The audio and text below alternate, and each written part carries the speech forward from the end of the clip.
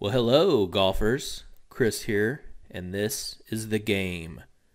The goal of this podcast is to help you lower your score in the shortest amount of time possible without spending a fortune on lessons, clubs, or gimmicks.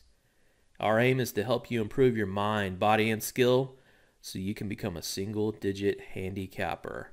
And we want you to be able to do it all on your own, teaching yourself the game. The secret to a better golf game isn't a bigger club, it's a smaller you. Studies have proven that you can add 20 plus yards to your driver and 10 plus yards to your irons by increasing your lean muscle mass and decreasing body fat. All you need is 32 minutes a day to improve your golf game, and we'll help you do it.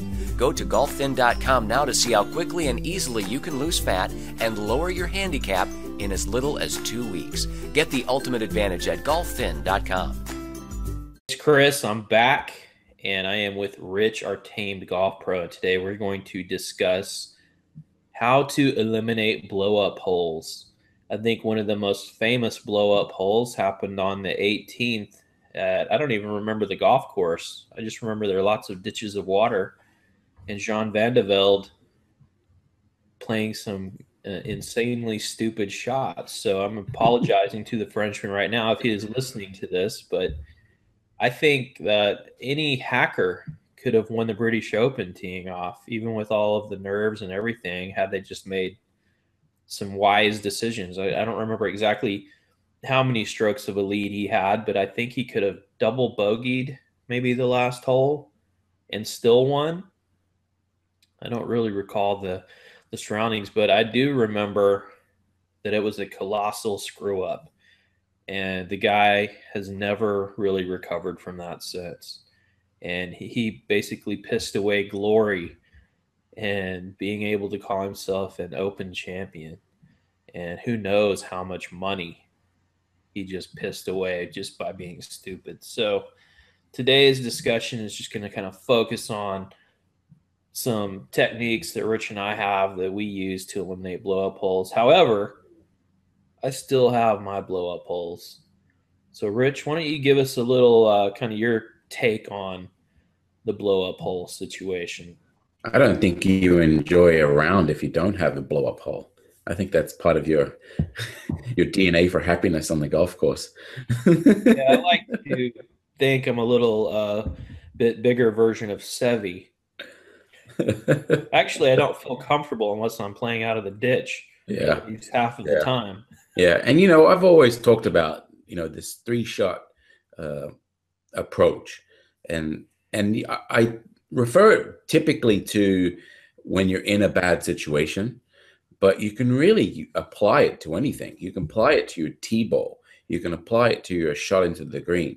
You should be able to find at least 3 ways to play a shot, and you have to assess it a percentage based on your game. So if you're in the middle of the fairway and you typically play a nice little draw, that'll be the high percentage shot if you're trying to hit to a left pin.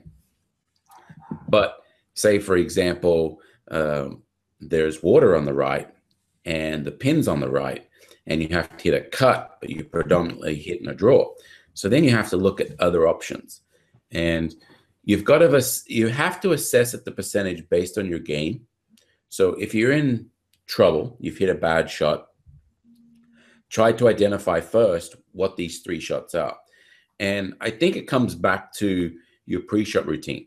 If you don't have a pre-shot routine, then identifying these 3 shots will be difficult because that's a step process that is done prior to your pre-shot routine. So you walk over or drive over in a golf cart, whichever it is, and you're assessing where the ball is.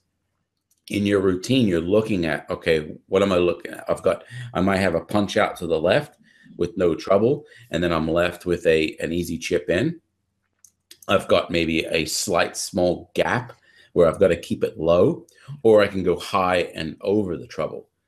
So based on your game, you may find that you don't hit a high ball. So a percentage of that shot is it's not going to work. It could be keeping it low with a 3-iron is a good shot for you. So that one to the right where you're just punching it out low is a good percentage of pulling that one off. And the punch out for most people is the best way to go. That way it gets you back in play.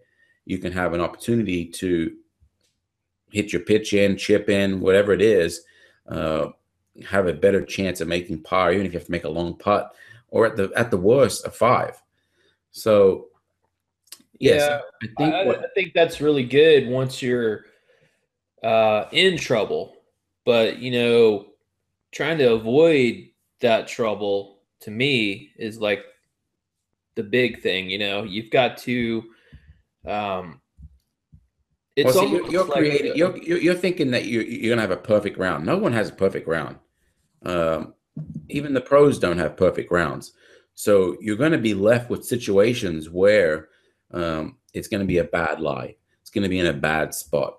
So this notion that we're trying to create perfect is not out there, well, especially I not in agree golf. with that to a point. However, I'm guilty of losing focus. Whereas if I had just stuck to my routine, I probably would have hit a much better shot than, the banana slice or the fat shot or whatever it is. Had I just went back through and made sure I was present for the shot. Yeah, like a preemptive measure prior to that bad shot. Like Uh, almost be yeah, like knowing like, hey, I don't feel comfortable here. My mind, I didn't really prepare myself for this shot, and being self-aware enough to where you can back off and start your pre-shot routine, because that's like one of our big things is you got to have a really consistent pre-shot routine, because if you're not comfortable over the ball, something's bothering you're fidgeting around, don't hit that damn ball. Go back through the routine, come back in, and chances are you're going to hit a much better shot than if you're uncomfortable. So that's my big thing is like I come into these shots sometimes I'm not comfortable. I'm feeling rushed by, whatever, people behind me, or, I need to catch up to the group ahead or whatever. And I kind of almost just say, screw it. you know, I'm just going to hit this ball. And that's not the right way to do it. So then I'm faced with a recovery shot and I'm having to use the 3 option rule. yeah. I mean, it comes down to your pre-shot routine. So you have to know your routine. And when you have those moments where something's not, right, something's distracted you, because that's the big one. You're being distracted. So if you can't give it your pre-shot routine 100%, back away, reset, and that could be for anything. You're halfway through your routine, and Robert pops out of the woods. yeah, He's something. 90. So something happens where it distracts you. Back away, reset, and start your pre-shot routine. Your pre-shot routine isn't a long process. So to reset it and do it again is not going to take much time. And you'll find that if you do that and you end up hitting the fairway, you're going to save more time on the actual hole, because if you didn't reset and you're in the trees, you got to walk a little bit further, find your ball. And it's so the time, if you're worried about time, you're actually going to add more if you don't reset. Yeah. So, okay. So we've hit a shit drive. We're in the woods. I'm pissed off. I'm angry. I don't know at what. It's my fault. And I'm having trouble focusing. I'm just so mad at myself for hitting that shot. So, what are your suggestions on kind of relaxing on that? Because I've played golf with a lot of guys. This one friend of mine that we used to work with that you tried to kill with a golf cart, Chris Cleary. Allegedly. Yeah. So allegedly, I saw the whole thing. It was a yeah. So you tried to kill him, but anyway, um, he had a temper. I remember we were playing at some public golf course, and he's a really strong, thick guy. Like he would have done great in the UFC, I think. But he would get so mad, he would like stomp the brake on the golf cart. And one time he did it, and the brake just completely broke and went all the way to the floor. And then he gets out and he screws up a chip shot, and he throws his club back at the golf cart, and it sticks in the golf cart, in the front of the golf cart. And at that point, I was just like, oh, I'm taking my bag off the cart because you're paying for this. I'm not going to pay for this shit. So then I'm walking, and like his whole round after that was just like crazy. Yeah. Here's the challenge I'll give you with this. It's a 10-second rule. And I don't know if I've told you about this. So you have 10 seconds after every shot to do whatever you want. That could be jump up for joy. You've had a hole in one. You've stuck it tight. You've hit a fairway, whatever it is. You have 10 seconds to go crazy about it. You have 10 seconds to just go nuts if you're angry. Don't limit, your emotions. They just get it out for 10 seconds. So it could be, if 10 seconds is 20 steps off the tee box, or, a certain point from the tee box and on the cart path, if you're riding a golf cart, figure that out. But give yourself 10 seconds to where you can do whatever, and then just flush it and just forget about it. Because that's the thing. You look at it, all these golfers on tour, they have short-term memory.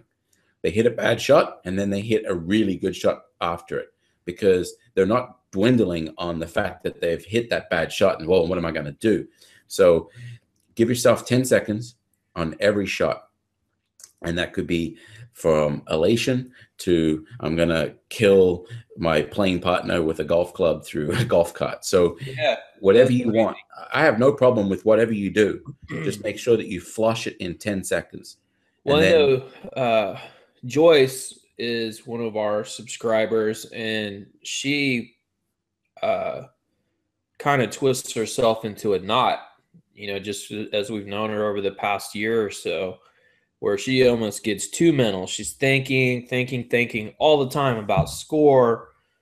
If she hit a bad shot, she's having a hard time getting over the bad shot. And it's almost like, with all these mental guys out there, they're making people too mental, I think. What are your thoughts on that? Well, I mean, if you look up and down the line when you're at a driving range, you look at the guys that are just hitting balls, they're thinking of so many things over the ball. And to hit a really good shot, it's hard to do when you've got all these thoughts going through your head. So one, just clear your mind. There's no reason why you can't do certain technical moves behind the ball, or when you grab a golf club out of your bag and just do it by your bag. And then once you're into your pre-shot routine, you're just thinking 2 or 3 things. And that just clears your mind. Looking at your score, that's the tough one. My recommendation, I think, to Joyce was, if you have to keep score, write it down and just don't look at it. Or if you're on a golf cart and you've got the scorecard on your steering wheel, make sure your score is underneath something in front. So you write it down and forget about it. Your focus is on each shot, on each hole. It's almost like you're a kid, you've just taken a test and you want to know what your score is. And there's a lot of anxiety involved with that. It's almost like people should just not care and just enjoy the moment. Enjoy that you're outdoors. Enjoy that you're able to play golf, number one. When you and I play a lot, we notice all kinds of like animal stuff going on, like, crazy squirrel action. Yeah. I mean, if you do this 10-second challenge, you'll find that there's so many really nice things to look at on a golf course. So, do that 10 seconds. And then you could also make it sure that it's a little different if you're walking versus in a golf cart. So some people have difficulties when they're in a golf cart hitting that next shot, because they aren't prepared. When they get to the ball, they're rushed. So you could find that, in your golf cart routine, see your ball within a distance and start looking at things. So you are somewhat prepared when you get to the ball. That's a difficult one for a lot of players. If you're walking, you do your 10-second rule, and then you've got you've got a good, nice walk to just, think about anything. Yeah. Well, Mark Talk Twain about said anything. of golf was a good walk spoiled. And I guess it can be if you're going to sit there and go mental case over a bad shot, which in the grand scheme of life doesn't mean jack shit, honestly.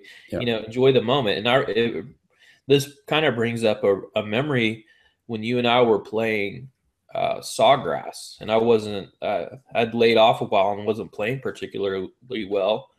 But what I noticed was these birds I think it was a par three, these birds were like diving into one of the ponds and swimming underneath the Sure, water. that wasn't 17 when they were trying to pick your balls out from the pond. Probably. But then they were like coming up with fish, and that was like really cool. And then, that kind of relaxed me. And I went up and I hit the ball and I hit the par three, and it was actually a very good shot. So there's just something to kind of relaxing and enjoying the moment and enjoying that you're getting to play golf. You're not having to work. You're not having to do yard work.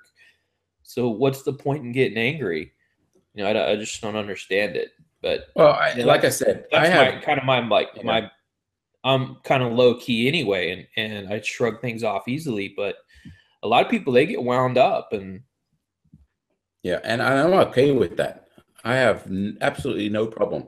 Want to throw a club, want to jump up and down, enjoy. You want to high five people. You want to do the tiger fist pump scream. I'm all for it. But what about the booty quake? Whatever you want. 10 seconds. Do it in 10 seconds and then flush it out. Because nothing worse is compounding that frustration to the next shot, or you're so hyped up because you've hit a really good shot or you got super lucky or whatever it is. And once you get to that next shot, your adrenaline's rushing and you might knock it 10, 15 yards further than you typically hit that club. So it's both. You've got to look at this emotion level and try and keep it even keel. But there's no reason why you can't go up and down after a shot for 10 seconds. And so, yes, what you're saying is just like quit overthinking stuff. Yeah, my big issue is that people, either a good shot or a bad one, roll that emotion, whether it be high or low, into the next shot. And that's what compounds the problem. And then they start thinking like, oh shit, man, I gotta hit this great shot now to save bogey. It could be that. It could be I've hit a and it could be that. It could be I hit a 300-yard drive down a fairway I never hit, and I'm left with a wedge, and I get super excited because I'm in a perfect position. I've hit a fairway, and then what happens? You hit the worst wedge shot you've ever hit. So it's both. It's not just hitting a bad shot. It's also capitalizing on those good shots because of the emotion level. So it's both sides. So just go out there and try this 10-second rule on every shot. And I think it will help. We've got a couple of options here. Number one is you got to be comfortable over the ball, which means developing a good pre-shot routine that you're happy with, that feels good to you. You can't just go copy Phil Mickelson's and, just because you're copying him. It has to be personal. It has to be something that feels good to you, to where you have confidence when you stand over that ball, you're going to hit a good shot. And if you don't, back out. Just get out of there. Start over again. Take a deep breath. And then your 3-shot rule, your 3-option rule, if you do get into trouble. And then good or bad, enjoy the shot. 10-second rule. 10 seconds, or be pissed off for 10 seconds. Let it out. Let it go. Yeah. And then just kind of enjoy that you're playing golf. I mean, I think we take it for granted that we're out on the golf course. It's not an easy thing to do. Golf's expensive, number one. You have to have good health, number two. You have a lot of time issues in your life, pressure, stress, that keep you away from the golf course more than you want. Because I think both you and I would agree right now, what would we like to be doing right now? We should be doing this from a golf cart. Yeah, exactly. We should be doing a podcast from a golf cart. And, just enjoy the wonderful game of golf. And if you're having a shitty round, I can guarantee you That's better than your best day in a hospital bed. So put things into perspective a little bit and really just enjoy the moment. Yeah, yeah, no, I agree. I mean, if they can take their mind off certain things that hinder playing a good round, or just enjoying your round, um, using these three principles that we've laid out here, will definitely change it for them. Yeah, and there's just a lot of moments that happen during a round of golf with the people that you play with that you share that are just enjoyable. They're just fun. And Yeah, and I was, when I caddied at the Valero this year, and Chaston Hadley was talking about that. He was like, "How do you keep focused for the entire round?" And he's like, "Well, it's not when you really punch the numbers. Is the focus time that's actually, delivered in a round isn't that much. It's like, say for example, it's like 90 seconds per shot, and say you hit it 70 times. That's not much. So it's a lot of walking and other things in between the hole that you have to occupy your mind with. So you have to assess that and make sure that those thoughts in between stuff are benefiting your game, and keeping track of score and dwindling on your score and getting angry or high with elation emotions don't typically work well on scoring. yeah, I agree. I don't have anything else to add. I think that's all. I think we summed it up pretty good.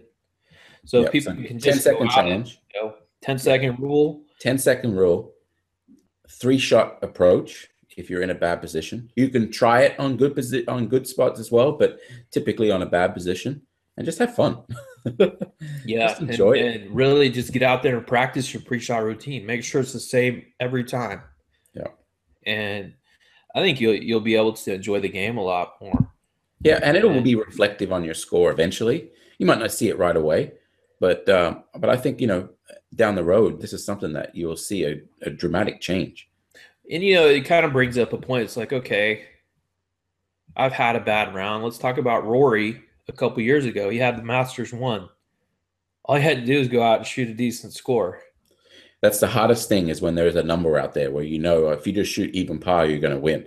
It's like the player assessment test for the PGA apprentice program. You need to shoot 2 scores on a course, and you've passed your playing assessment test. And it's easy. It's off the whites. You typically at a public course, and it's like 75 to 78. So it's nothing too difficult. The fact that you have to shoot that number or better is the mind game that it plays. Mm-hmm. And there's a lot of guys that I've played with that were really good golfers when they're away from that pressure, but then they get under that pressure and then they just fold. And it's not just the PAT, it's other tournaments too. I remember playing with a kid that worked in the bag room at Oklahoma City Country Club. And I mean, this kid was shooting in the 70s all the time. I think it was for a US Open qualifier. And man, he blew it up. He shot like a 95, which he probably hadn't shot since he was like 14 years old. And it was just the pressure. I mean, that's a score test too. So, and then my point was going to be, is like, if you're Rory and you've lost the Masters, that's a huge, huge deal. That's bigger than anything you or I have ever experienced in golf. I did go watch the Masters this year. Well, Rory, though, look what happened. He came back. He forgot about it. He learned from it and he moved on. Yeah, short-term memory. He played pretty decent this last Masters. Yeah. Look, it's going to burn. You hit a bad shot or something's embarrassing or whatever it is, it's going to hurt. But once you get over it the faster you get over it, the better chances to recovering, because you can have a bogey or a double. And if you don't recover from it or don't reset your thinking, the chance of having a birdie on the next hole are unlikely. Do you want to be that jackass that walks around all pouty and mad and angry? Or do you want to be the guy that actually learns from his mistake and overcomes a challenge and then shoots a decent score? Or do you want to be the guy that throws the golf club through the golf cart? which I still can't believe that happened. But like I said, I'm good with all of those. You've got 10 seconds to do it. Once you've crossed that 10-second rule, then we'll have problems. I might blow some cigar smoke in your face. The problem with that golf cart thing is it was several $100s in damage. Yeah. So you can't do stuff like that. That's just dumb. Yeah. And then the golf cart doesn't work. He's like doing Fred Flintstone trying to stop the thing. So anyway, just try to have more fun. Do the 10-second rule, 3 option rule, and a nice pre-shot routine, and that should help kind of mitigate the damage. So I'm Chris, and I'm here with Rich, our tamed golf pro, who is now sleeping normally. Thank goodness. And loving it. Loving regular bed. He's finally converted to a regular bed here in the United States. So I was a little worried you might start making beds out of straw or something. I don't know what you guys do in Australia. No chance. All right, so I'm Chris. This is Rich, and we are golfaggressive.com.